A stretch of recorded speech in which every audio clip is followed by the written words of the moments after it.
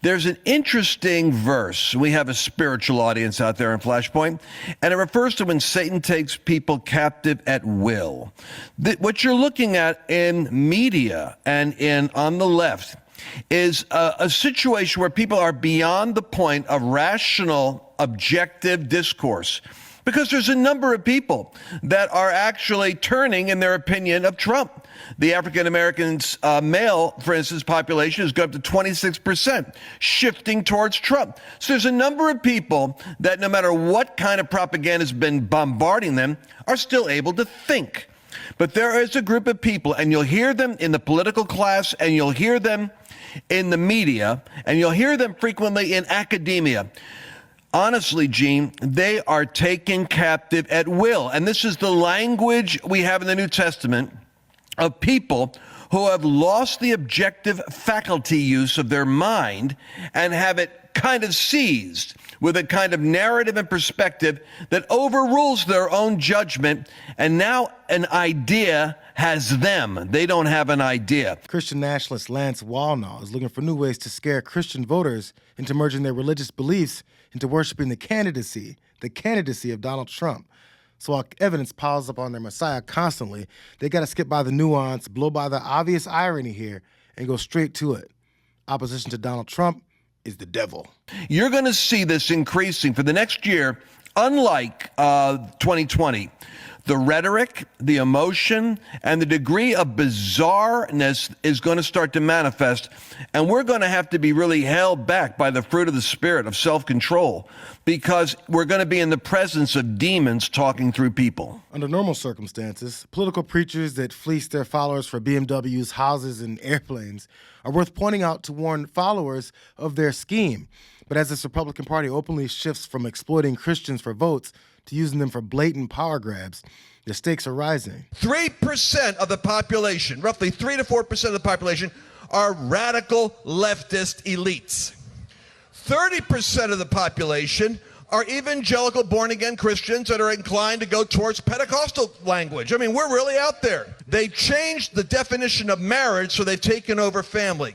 They've totally taken over academia, so the education institutions are teaching leftist theology or leftist ideology and silencing conservatives. They're controlling government right now. They've taken over legacy media, Hollywood, entertainment, and arts, and now they've got Wall Street. This is 3%. 30% of the population is Christian. How is it that 30% are dominated by 3%? They have a worldview for bringing their kingdom here now. We're told to pray thy kingdom come, but we put it off to the second coming. There it is. So it's not just in having more. We certainly want souls. In eternity, that's the most important thing. And this is, Mario, where a lot of people get confused. Is it the kingdom more important? Is Jesus more important? Isn't souls more important? Of course, this isn't either or. It's both and. We want souls, and we want nations. So while Wallnau organizes his rallies where he hunts for souls and nations, he's found willing outlets to spread his fascist agenda in desperate political figures, like Donald Trump himself. And since Trump isn't very good at acting like a Christian, this fake prophet fills in the gaps and has plans to use people's faith to control other people's lives. What would happen if the rallies became revivals? What would happen if Jesus wasn't having to be hidden off in a corner with a bunch of nervous Christians? What if we came right up front and said the only hope for America isn't political? I don't care who your candidate is. You need God. So America First Policy Institute is the secular arm of what's going on with the whole campaign on the right. But I talked to them and I said, you know, you got to get Charlie Kirk involved. You got to get some of that younger generation that is both Christian and engaged. And they said, well, Lance, how about you? What you and Mario are doing? I said, oh, well, we're really out of the box. But then the Lord reminded me, what are you afraid of? What are you nervous about? I thought, okay, so mark this one down, Greensboro Coliseum.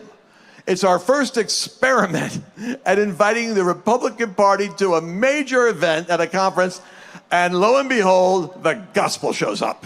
In other words, Lance Wallnau thinks that God is telling him to take his unhinged brand of political religion and force it upon the rest of the country. The constant acceptance of these radical forms of Christianity by the GOP has done nothing more than encourage more of Wallnau types to insert God versus the devil into discussions about anything Trump doesn't agree with, like the 2020 election. And it sounds as ridiculous as you could imagine, but they're dead serious. There's no Republican that can legally make it into the White House the way that the elections are set up right now. I've done a close analysis of this. The 6 swing states, Georgia and Arizona and Pennsylvania, Michigan, Wisconsin, I guess North Carolina, what else?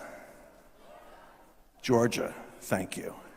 Those states have counties, 6 counties, that are so tightly wrapped up by the devil that it's virtually impossible for you to see an election go through that grid work and come out honest unless there's a divine intervention. I just want you to know what we're up against. But I suggested to Mario, if we do a Fire and Glory tour, what I would do is I would want to go to every one of those swing states and I would make it a goal to break down the stronghold over each of those counties. It's a demonic stronghold.